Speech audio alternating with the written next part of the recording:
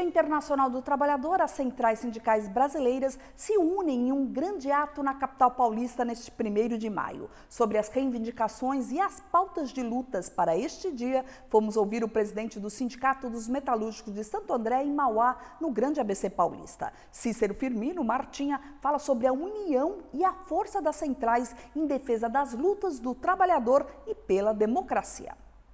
Eu tenho até falado nos últimos tempos, assim, eu lembrei-me de um momento que eu passei, que eu estava na Alemanha, em 1987. Naquela época eu pertencia à CUT, então tinha duas centrais, CUT e CGT. E a gente brigava bastante, até lá fora, nos encontros, nos seminários, nos cursos, quem era mais, quem era menos, quem era melhor, quem era pior. E, em um determinado momento, algumas pessoas bem mais antigas, né, que tinham passado pela Segunda Guerra Mundial, pela ascensão do nazifascismo, ele nos deixou um recado seguinte, falou, olha, vocês, enquanto sindicalistas, centrais sindicais, vocês precisam dar um jeito de ter mais unidade, principalmente entre as bandeiras mais importantes e tal, vocês entenderem que vocês não são inimigos de classe.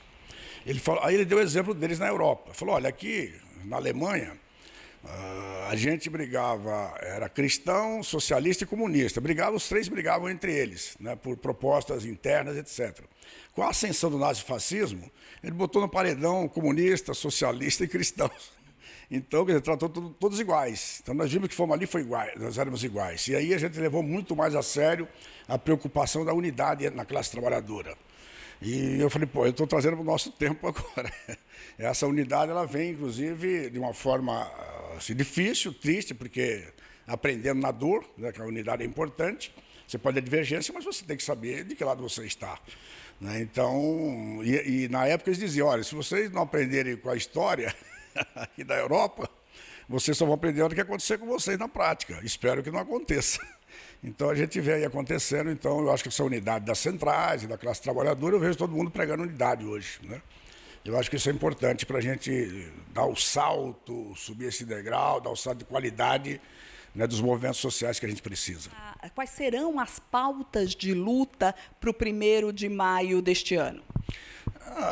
O que mais, acho que motiva, movimenta, inclusive até essa questão da unidade das centrais sindicais hoje é a democracia, é salário, emprego decente, né, todo mundo direito ao trabalho, um trabalho decente. O que os trabalhadores perderam nos últimos anos foi a qualidade do emprego, a qualidade do trabalho, enfim. Eu acredito que é o tom principal, inclusive, da unidade das centrais em torno da defesa do interesse dos trabalhadores. Martinha, as perspectivas aí para os próximos meses não são as melhores. O mercado reviu aí a meta da inflação para mais de 7%.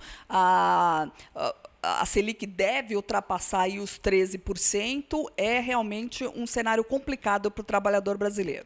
O cenário é complicado, né? A gente já está passando por isso há um certo tempo.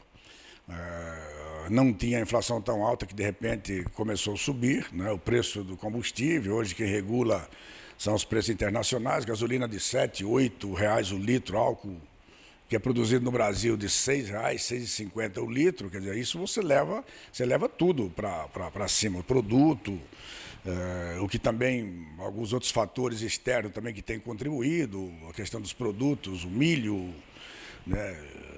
A carne, muita parte do gado é alimentada com milho e outras vezes, e assim vai, né? Quer dizer, aí o transporte, tudo isso encarece todos os tipos de produtos. 90% dos produtos brasileiros são transformados, são movimentados através do combustível, são por rodovias. Então, quer dizer, esse crescimento ele vai continuar, né? Eu acredito que pode mudar isso daí, alterar umas regras, né, que são fundamentais, que está acontecendo agora, no próximo ano. Eu acredito que nesse ano eu não vejo mudança. Você pode ter medidas paliativas, mas não para resolver essa questão da inflação, essa questão do juro, né, que voltou a crescer, eu não vejo saída. E o juro crescendo, aquela minoria que sempre ganha mais, quer dizer, quando cresce o juro, ninguém investe, né, vai aplicar o dinheiro, inclusive, para ganhar muito mais do que investir num negócio, corre riscos, etc. Presidente, o ex-presidente Lula tinha falado num primeiro momento de revogar aí a reforma trabalhista. Hoje ele está falando de fazer aí uma análise do que já foi feito da reforma trabalhista. O senhor acredita que a reforma trabalhista enfraqueceu os sindicatos e seria um momento realmente de voltar à força dos sindicatos com a revogação da reforma trabalhista? O que precisa ser feito? É que a revogação causa um pânico, né, na cabeça. E a gente sabe o seguinte, como que é uma sociedade capitalista? Você tem vários setores que têm interesses, né?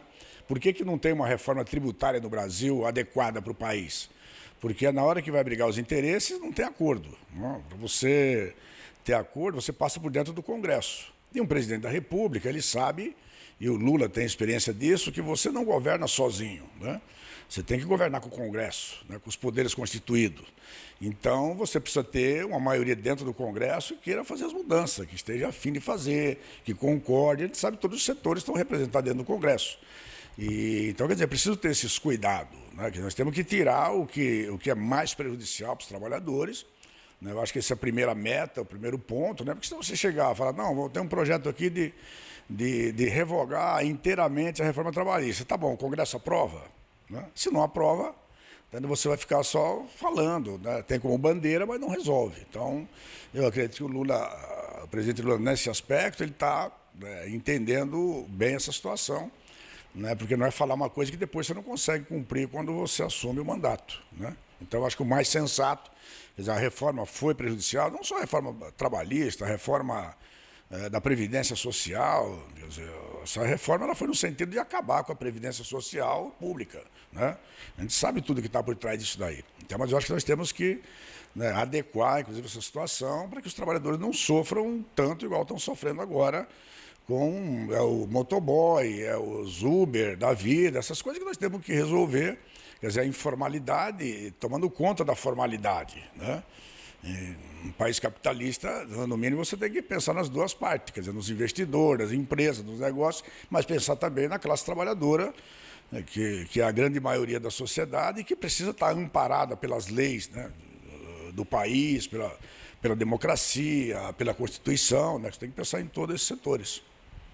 Presidente, então, para terminar, eu queria que você deixasse uma mensagem para o trabalhador brasileiro nesse 1º de maio, aí num cenário difícil, com ataques à democracia, sua mensagem de esperança aí para o trabalhador brasileiro. A mensagem de esperança é o seguinte, a minha geração, eu sou um Fusquinha 68, 68 anos de idade, dia 12 de maio vou completar 69, eu enfrentei regime militar, opressão, fui preso, era todos os poderes contra a gente, nós enfrentamos, vencemos, conseguimos uma Constituição razoavelmente boa para a sociedade brasileira e sofremos agora um atraso, né, nesses últimos tempos. Mas eu acredito na força dos trabalhadores, acredito na força da sociedade brasileira, acredito na democracia. Eu quero aqui deixar meu apelo para os jovens de 16 a 18 anos, que é uma briga danada que nós fizemos para eles terem direito de votar. E eu vi no recente pesquisa que menos de 15% tiraram o título de eleitor. Se for assim, vocês não vão transformar. A juventude precisa ajudar, né, a transformar, e é votando, que ainda é a melhor forma, né, votando, acompanhando, cobrando, que nós vamos ter a democracia plena que a gente imagina para a sociedade brasileira. Então, esse é o meu recado que eu deixo aqui no 1º de maio, né? Além das nossas lutas imediatas, temos que pensar nas lutas históricas da classe trabalhadora, que a gente participar da política, participar da vida social, para a gente fazer as transformações necessárias para o país.